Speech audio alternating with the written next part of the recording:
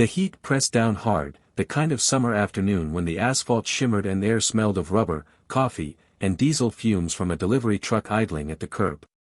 People drifted between cafes and storefronts, shopping bags swinging, conversations easy. It was ordinary until the sound of a body hitting concrete cut through it all. A boy, barely 19, landed awkwardly on his shoulder and hip, palms scraping pavement. He stayed down a moment, breath stolen, dust sticking to sweat on his face. When he did make a sound, it was the raw sob of someone caught between pain and humiliation. Above him stood a uniformed officer, boots wide apart, arms still tense from the shove. His belt clattered with gear as he leaned forward. "Stay back," he barked, voice sharp enough to echo against shop windows. "Stay back unless you want me to show you what order looks like." The boy tried to rise on one knee, blood streaking his elbow, but his arms shook. He couldn't bring himself to look the officer in the eye. Around them, the street froze. A woman with a straw paused mid-sip. A man delivering boxes left his cart tilted on its wheels. Even the barber at the corner doorway stopped wiping his hands on a towel. The officer scanned the bystanders, sunglasses reflecting their hesitation. "Hands where I can see," he ordered, and the boy lifted them, more out of surrender than obedience. The crowd stayed silent. No one stepped forward. That silence became the first truth. The second truth spread in whispers.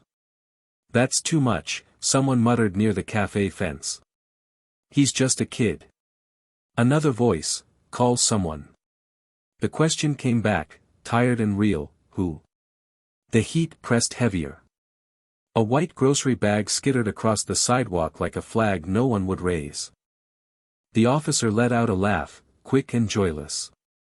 "This is America," he said loudly, turning so all could hear. "Law's on my side." It sounded less like a statement than a challenge. Phones lifted. First one, then several, red dots glowing. Screens blinked awake, hands steadied. People who weren't filming crossed their arms or shifted uncomfortably, but their eyes stayed locked on the scene. The officer seemed to enjoy the attention, chest broad, voice rising. "You want to help him?" He jeered, pointing toward the boy. "Teach him respect." He looked into a nearby shop window, catching his own reflection as if it proved the story he was telling, a man holding a street together by force. The boy's mouth opened. "I didn't," he began, but the words fell apart.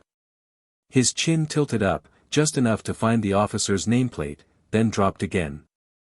His hands hovered, unsure whether to protect himself or keep obeying.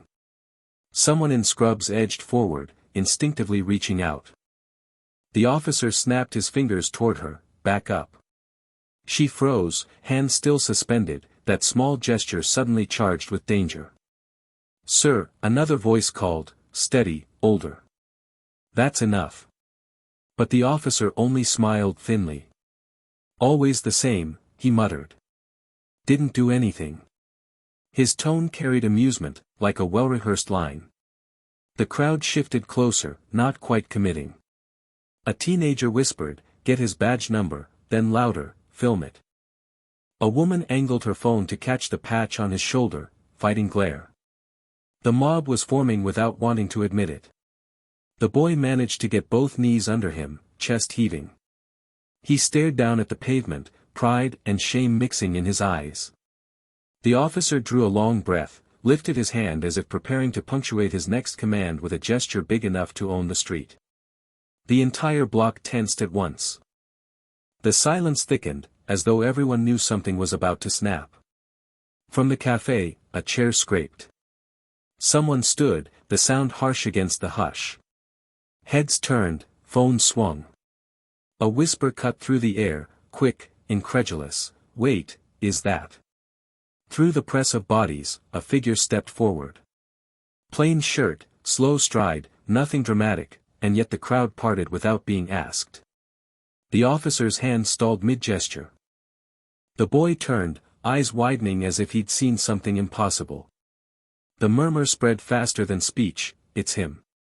And for the first time, the officer's foot shifted back half an inch, as though the ground beneath him had tilted. "Where are you watching from? Let me know in the comments below, and don't forget to subscribe to this channel." For a moment the street was suspended in that strange paralysis where everyone knows something is wrong but no one wants to own the risk of fixing it. The boy knelt, scraped and shaking, and the officer loomed over him like the center of gravity itself. The silence didn't last. It fractured into whispers and fragments of courage. "That's too much," someone hissed near the cafe. "He shoved him like a dog," came another voice. Somebody stopped this, but it was quiet, embarrassed, as though the words themselves were dangerous. The officer fed off it. He spread his stance wider, hand brushing the hard weight of tools on his belt. "Stay back," he barked again, louder than before, letting his voice carry. "You think you're helping? Teach him to respect the law." His tone wasn't for the boy. It was for the audience, as if they were extras in a story he was writing in real time. Phones rose higher, one after another. At first it was cautious, an office worker pretending to check a message, a teenager holding his phone chest high. But hesitation melted fast. Screens glowed. Red record dots winked across the block like fireflies.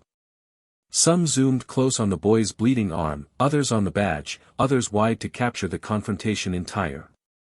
A woman muttered, "Film everything," and people obeyed. A live stream spun up, captions filling faster than the camera could keep still. "Look what's happening on Larchmont." Strangers outside the block began typing judgments into the pocket of someone else's phone. The crowd, still standing right there, felt the reach of eyes they couldn't see. The boy's arms quivered as he tried to rise, one knee under him, the other foot sliding sideways on grit. He held his hands open, not defiant, not surrendering, just frozen, a posture of someone trying to calculate which gesture would do the least harm. His lips parted. "I didn't," the words fell apart into dust. "Always the song," the officer shot back, loud enough for the cameras to catch. He gave a short laugh, a dry thing. "Didn't do anything. Same excuse every time." He wasn't speaking to the boy anymore. He was auditioning for the audience. The people responded without meaning to. Postures shifted, shoulders leaning forward or folding tight. A woman with a stroller rocked it harder though the child wasn't crying. A nurse in scrubs lifted a hand out of instinct, then froze when the officer snapped, "Don't." She let her hand hover in the space between mercy and risk. "You think the badge makes you the law?" someone challenged from behind the cafe fence. It drew murmurs of approval and fear both. "The law's watching," another muttered, angling her phone to catch his shoulder patch. The officer squared his body like he was on parade. "This is America," he announced again, louder, feeding on his own echo. "Law's on my side." That split the block clean down the middle. A few men near the barbershop nodded, arms crossed in support, as if to say he's right, let it go. Others sneered openly. A teenager scoffed, "He's enjoying this." People didn't argue directly, but you could see the lines in the way they leaned. A bike courier slowed, putting one foot down on the pavement. "Yo," he called, "careful. He's on the ground already." "Keep moving," the officer barked, and the courier almost did. Almost. Instead he slid off his saddle and stayed. The theater grew. A man with his phone raised narrated, "We're at Larchmont, officers got a kid down." "Back," the officer roared, stepping forward, the step itself louder than the word. The man retreated but kept recording. It became impossible not to take sides, even if silently. A mother whispered, "Leave it," like a prayer. A younger voice countered, "Not this time." Neither knew who they were speaking to. The boy swallowed hard, breath catching in his chest. He lifted his chin just enough to see the officer's vest, then dropped his eyes again. Pride and shame pulled at him in opposite directions, both heavier than the shove that had put him on the ground. "On your feet," the officer commanded. The words weren't instruction, they were punishment. The kid's shoe slipped, sole dragging a squeak across asphalt. His arms trembled, halfway between standing and falling. "Don't yank him," the nurse said, louder now, but her voice disappeared under the next wave of murmurs. It was then the mood shifted. At first it was only a rustle, people turning their heads in the same direction, frowning into the sunlight. A chair scraped across pavement. Someone rose on tiptoe. "What is it?" a woman asked, shielding her eyes. "No way," her friend whispered. Phones pivoted, lenses searching beyond the confrontation at the center. The murmur thickened, faster now, words tumbling over one another. "Wait, hold on, look there." The officer sensed it. His chin jerked up, trying to drag the spotlight back. "Eyes on me," he snapped. The command landed flat. The tide of attention had shifted. Even the boy, kneeling in dust, turned his head. Squinting through the heat shimmer, he saw a shape crossing from the cafe's shadow into the sun. A plain shirt, slow stride, no performance. Just a man walking like he'd already made up his mind. The whispers sharpened into disbelief. "Is that," one man muttered. Then, louder, with awe and certainty, "That's him." The officer's hand, frozen mid-gesture, faltered. His sunglasses reflected something he couldn't twist to his own advantage. His boot scraped backward, half an inch. And the crowd, tense seconds earlier, inhaled as one body. The shift was palpable, like weather changing.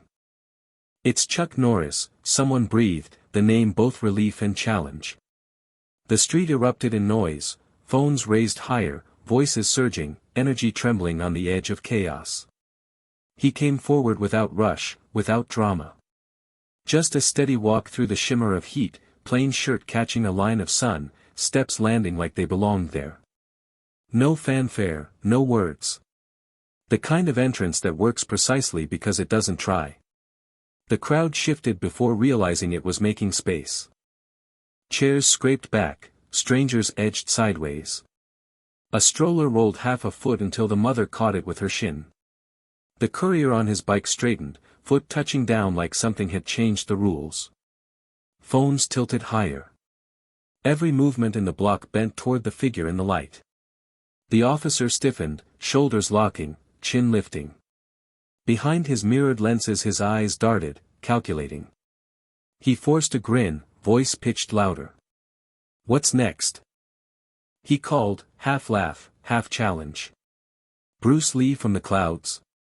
The line was a joke by shape, but the wobble in it betrayed nerves. No reply. Chuck's gaze went first to the boy still kneeling, his scraped elbow, his trembling hands. He measured the damage like a craftsman looking at a broken tool.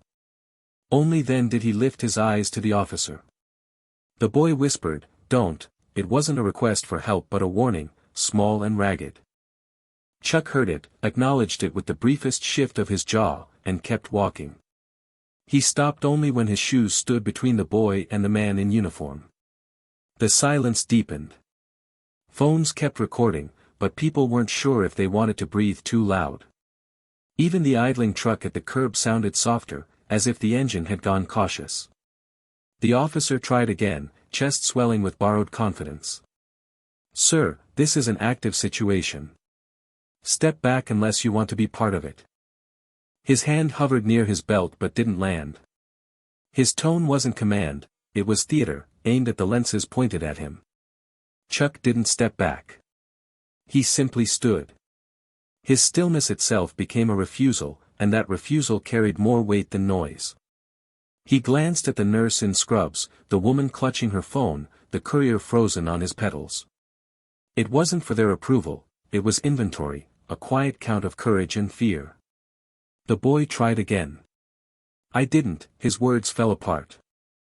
His lip trembled, his chin low. Chuck shifted a fraction, enough that if the boy collapsed he wouldn't hit concrete alone. The officer's grin faltered. He forced it back. "You think a name makes you the law," he said, voice tight. He wanted laughter from the crowd, but none came. A voice broke through from the cafe fence, "Let the kid breathe." It rang sharp, a note of humanity slicing the stage. Scattered applause answered, brief but real, then quiet again. Chuck's eyes stayed on the officer, steady, unblinking. "He's on the ground," he said at last. 4 words, plain as water. The crowd heard them, phones caught them, and the air shifted. The officer seized on the gap. "That's because he didn't listen," he snapped. "And neither are you." He stepped forward. Chuck matched him, step for step, equal distance. The geometry changed, a line now, no triangle. 2 men facing each other, with a boy sheltered by the space one had claimed. The boy tried to stand, legs shaky, scraped skin stinging. Chuck didn't grab him, only hovered a hand near enough to grant balance without stealing dignity. The crowd leaned with the movement. A nurse whispered, "Easy." The officer's tone sharpened. "Move." But he didn't finish with a consequence. He didn't have one. Chuck's chin tilted, enough to show he'd heard but wouldn't comply. "He's standing," he said quietly. And the boy did, half upright, half trembling, but upright. The crowd inhaled together, the sound of a verdict in progress. The officer's hand twitched, rising, uncertain if it meant to warn or strike. Chuck slid forward another inch, close enough to remeasure the distance. He still didn't touch the man, but the message was loud, the line had shifted, and it wasn't his to redraw. For the first time that afternoon, the officer's boot scraped backward, grit crunching under the sole. Phones caught it, screens shaking. The crowd felt the balance tilt. From the barbershop doorway, an old man spoke with weary calm, "Officer. Let it breathe." His tone landed like truth too obvious to argue. And then, faint but growing, a siren began to thread its way down the street. The sound curled between buildings, high and thin at first, then swelling, pulling every gaze for half a second before snapping back to the standoff in the sun. Chuck didn't move. The officer's lip tightened. The boy's chest heaved. And the question hung heavy in the heat, what line comes next, and who dares to draw it? The officer felt the crowd tipping against him, so he did what men like him always did when balance slipped, he raised his voice. The badge gleamed in the sun as if it could amplify authority. His boots were set wide, chest inflated, words barked sharp enough to cut. "You're not a hero here, Norris," he shouted, chin jutting as though height alone might carry force. "This is my city. I decide what order is." The claim rattled through the block. Some spectators winced, others leaned in, every phone catching the declaration. A box truck idled at the curb, its engine low but still present, a bass note under the scene. A woman with a stroller drew it closer to her shin. A teenage boy whispered, "He's really saying this to Chuck Norris." The whisper became echo, and soon the crowd knew the moment had tipped beyond ordinary. Chuck still hadn't spoken. Instead, he turned his head toward the boy who had been shoved down, bent at the waist, and reached a steady hand beneath his elbow. "Slow," he murmured, just audible, his eyes never leaving the officer. The boy wobbled as he tried to stand, breath hitching, scraped knee grinding against denim. Chuck's hand offered balance, not rescue. When the kid finally rose, half straight and trembling, the crowd applauded in uneven bursts. The sound unsettled the officer more than silence had. He forced out a laugh, too sharp, too brittle. His arm carved the air like a sword as he tried to claim the stage. "Look at this," he called, flashing his teeth for a nearby camera. "Now we're doing a show. You all came for order, you're getting a performance." But his grin wavered when the applause didn't die. People on the cafe patio clapped again, louder, voices mixing with the staccato bursts of shutters. The courier tapped his palm against his handlebar, producing a dull knock that cut through the heat like a gavel. Chuck shifted slightly, putting himself between the officer and the boy. No flourish, no aggression, just geometry. His stillness was heavier than any gesture. His open hands rested at his sides. He didn't flinch when the officer stepped closer. "Do you hear me?" the officer barked. "I said step aside." He swung his arm like punctuation. His eyes darted behind his lenses, searching for authority he thought the crowd had already granted. No reply. Chuck stood, quiet as stone. The air between them grew so taut that when a bottle toppled on a cafe table it startled half the block. The clang rang far louder than glass should. "Say it again," a teenager called, voice cracking with the strange courage of fear. Say it to his face. The line triggered others. "Enough. Let him go. We're filming." The chorus didn't blend, but its meaning was united. They weren't with the badge anymore. The officer's smirk collapsed for an instant before he pulled it back on. "What's the plan, Norris? You going to teach me a lesson out here on my street?" He wanted laughter. He got silence. Chuck finally turned his head just enough to acknowledge the crowd without surrendering the moment. Then his gaze returned to the officer. His face was calm, but the line of his jaw said there was no retreat coming. He didn't move when the officer closed the distance again. Instead he angled his shoulder subtly so the boy behind him was fully covered. It was then, at the peak of tension, that Chuck spoke for the first time that afternoon. His voice wasn't loud, it didn't need to be. "True law isn't a performance." The phrase landed like a stone into still water. The ripples spread immediately, through the cameras, through the witnesses, through the summer heat itself. People felt it settle inside their chests. The officer seized on the pause. "That's right," he sneered, desperate to recover ground. "Words. All you've got is words." He threw his hands wide to display his badge, his gun, his frame. "I've got the badge, I've got the law, I've got the right." Phones zoomed closer. The crowd's hum deepened. Someone muttered, "Not anymore." Chuck angled closer to the boy, silent reassurance, then squared to face the officer fully. He let the hush hold for another long breath, then broke it again, his tone as even as before. "True law begins where humiliation ends." It wasn't delivered like a strike, it was quieter than the officer's threats, but the crowd erupted as if it had been thunder. Cheers ripped from the cafe, applause cracked from the barber's doorway, fists rose into the humid air. Some jeered the officer, others shouted Chuck's name, and phones lifted higher, desperate to catch the eruption. The officer's jaw locked. A muscle jumped near his ear. He tried to laugh, but it came out thin. He shoved forward another step, chest to chest with the man who refused to move. And for a long, tight instant, the city belonged to silence after a sentence. The officer's face reddened, heat swelling in his neck, jaw grinding hard enough to twitch. The cheers from the crowd stung him worse than any insult. His hand clenched and unclenched at his side as if unsure whether it wanted to draw, push, or simply shake the air.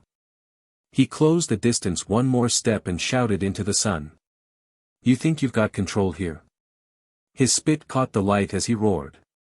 "Step back, Norris, before you regret it." The boy flinched behind Chuck.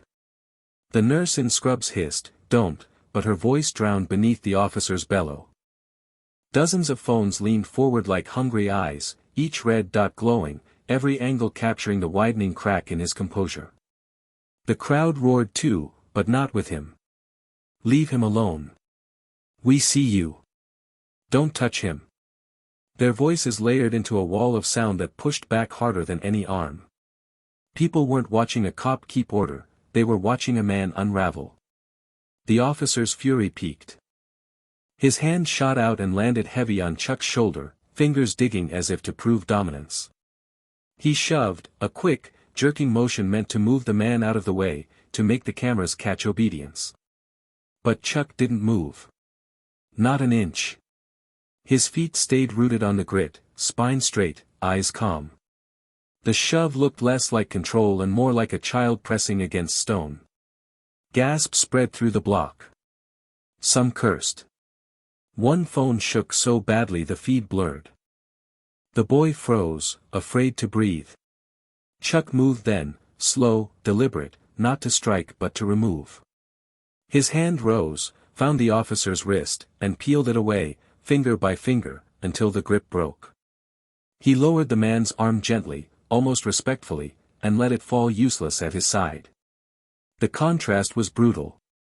The officer screamed his authority with veins bulging, but Chuck's quiet refusal stripped the sound of its teeth. The crowd recognized the imbalance instantly. Cheers erupted, swelling until they rolled off the buildings like thunder. "Do you see that?" someone shouted, voice cracking with awe. "He didn't even fight back." Phones zoomed tighter, catching the officer's red face, the sweat shining along his temple, the tremor in his hand. His attempt at laughter cracked like glass under weight. "Don't test me, Norris," he screamed, spit flying again. "Don't think you can walk in here, Ann." But his sentence broke when he realized the silence around Chuck had more force than his rage. Chuck didn't flinch, didn't even blink. He stood the same as before, unshaken, untouched, as if the shove had never happened. "Why doesn't he react?" the courier muttered, or replacing fear. "He's not even angry." The nurse gripped her chest again, whispering, "That strength, to no one in particular." The officer took another step, chest to chest again, nose inches away, his breath ragged, smelling of coffee gone bitter in the heat. He roared, "Step aside, or I'll put you down myself." And still Chuck did nothing but breathe. His chest rose and fell steady, the rhythm unnerving in its simplicity. His stillness turned the officer's noise into something smaller, almost desperate. The crowd began chanting. Some shouted, "Chuck! Chuck!" Others screamed, "Let him be!" The sound pressed in, a wave pounding the officer's balance. His authority, once unquestioned, now dangled by a thread that he kept yanking harder with every scream. Phones were everywhere, capturing not a battle but a collapse. In some lenses, the officer looked monstrous, in others pathetic, but in none did he look in control. Chuck slowly turned his head toward the crowd, just briefly, acknowledging their noise. His eyes seemed to say, "Stay steady." Then he faced forward again, unbroken. The officer lost patience. His scream hit a new pitch, desperate and shrill. He lunged, shoulder rolling as if ready for a strike, body coiled with fury. And then came the pause, the one everyone felt in their bones. The moment right before contact. The silence that arrives when people realize they are watching something irreversible spool into being. The cafe patio froze. The courier gripped his handlebars tight. Even the baby in the stroller stopped fussing. Chuck didn't move. His eyes stayed fixed. His silence was a wall, and it held. The officer took one last furious step, teeth bared, hand curling into a fist. The crowd's chant broke into fragments, screams, gasps, pleas. Phones tilted higher. And the block itself seemed to exhale as the officer prepared to cross the line. The officer lunged, arms surging forward, fist tightening in midair. The crowd shrieked as one, dozens of voices overlapping, "Don't! Stop! Cameras!" The sound was panic and demand, desperation woven into one sharp note. Phones trembled and raised hands, recording what everyone feared would become violence. But before the blow could fall, Chuck moved. No flourish, no cinematic spin, just a sudden, precise shift of weight. His hand rose and caught the officer's wrist mid-swing, stopping the motion clean. The impact of palm on forearm echoed sharper than a strike, not because of noise but because of what it meant. One simple interception had undone all the fury built for minutes. The officer froze, arm locked in Chuck's grip. His shoulders strained forward, muscles trembling, but the fist went nowhere. Gasps cracked through the block, high-pitched and raw. A woman screamed, and the sound dissolved into stunned silence when she realized no second movement came.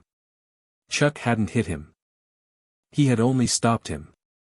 The image was unforgettable, one man red-faced, teeth clenched, body shaking with rage, and another calm, breathing evenly, hand steady as steel. Chuck didn't squeeze, didn't twist. He just held. And that holding proved more powerful than any strike could have been. "Do you see that?" someone yelled from the cafe patio, voice cracking with awe. He stopped him without fighting. The officer's face burned crimson. His jaw quivered as he tried to yank free, but the motion only exposed the tremor in his body. Chuck's grip was firm yet strangely gentle, like a father restraining a son mid-tantrum. The contrast shredded what authority the officer had left. Chuck leaned closer, his voice low but captured perfectly by the microphones of dozens of phones. Strength isn't breaking. Strength is holding yourself back. It wasn't a threat. It was a lesson. And it dropped into the block with the weight of undeniable truth. The crowd erupted. Cheers boomed, fists punched the air, names shouted into the heat. Some clapped, some wept, some only stood with hands covering their mouths. The boy, half hidden behind Chuck, finally exhaled as though he hadn't breathed since he'd hit the ground. The officer's fury collapsed into something uglier, helplessness. His arm twitched again, but there was no escape from the grip. His other hand hovered, undecided between reaching for his belt or clawing at dignity. He didn't do either. His legs braced against the asphalt like he was fighting a current stronger than himself. And still Chuck held him. No more, no less. He didn't humiliate, didn't shove him down, didn't raise a fist. The power came from restraint, and the crowd understood it instantly. They roared louder. But then, new sound. A siren, closer now, flooding between buildings, blue and red lights flickering against glass panes up the block. The crowd shifted. Some cheered, thinking reinforcement meant justice, others shouted warnings, afraid this was about to turn into something darker. The tension ratcheted higher, splitting the bystanders into factions. "Protect him," someone screamed. "Film everything," another yelled. Dozens of lenses shook in the hot air, documenting every second. The officer tried to speak, his words mangled by fury and shame. "You're done, Norris, you're finished." He couldn't finish the sentence. His chest heaved, sweat sliding down his temple. Chuck didn't reply. He kept his grip for another breath, then slowly, deliberately released. The officer's arm dropped uselessly to his side. Chuck's hand returned to stillness at his hip. He stepped back half a pace, putting the boy clearly behind him again. For a heartbeat, the entire block was suspended in silence. The officer stood trembling, Chuck unshaken, the boy clutching his scraped elbow, the crowd vibrating with adrenaline. And then the lights splashed closer.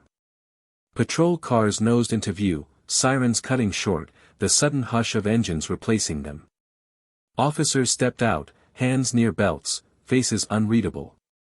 The crowd split into a storm, cheers, shouts, cries for protection, accusations hurled at the badge. Chaos spiraled in sound alone. Chuck didn't move. He stood like he had from the beginning, rooted, steady, eyes fixed. The first arriving officer froze at the sight, his colleague, red-faced and shaken, and Chuck Norris standing calm in front of a boy, surrounded by a mob of witnesses. The new officer hesitated, caught between training and instinct, between solidarity and truth. And in that hesitation, the story balanced on a knife edge. The crowd screamed, the boy clung to Chuck's sleeve, the restrained officer glared with a hatred he couldn't voice. Phones caught every angle. Millions would see it before the hour was done. The block itself held its breath. And the question, left hanging sharper than any blow, was simple: would this moment mark justice, or the spark of chaos that no one could put back?